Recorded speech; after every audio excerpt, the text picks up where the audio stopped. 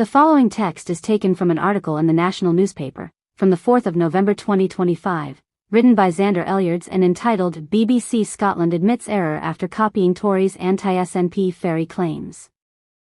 The BBC has issued a correction after it copied a Scottish Tory press release attacking the SNP government, saying it had no intention to mislead.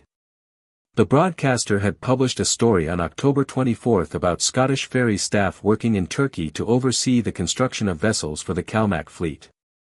It was headlined, "Over £1 million spent on sending Scottish ferry staff to Turkey."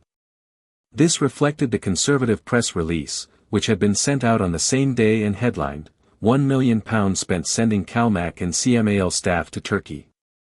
Using figures from a Freedom of Information request, the Tories claimed that 8 Calmac staff, 5 CMAL employees, and 1 Ferguson Marine employee, whose costs were covered by CMAL, had been flown out to Turkey since 2022 at a cost of £1,016,162 to the taxpayer.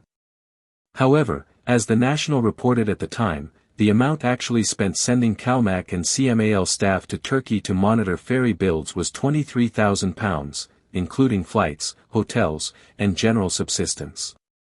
The £1 million figure promoted by the Conservatives and headlined by the BBC included people's wages and other staffing costs over 3 years, costs which would have been paid regardless of whether the staff were in Turkey or Scotland.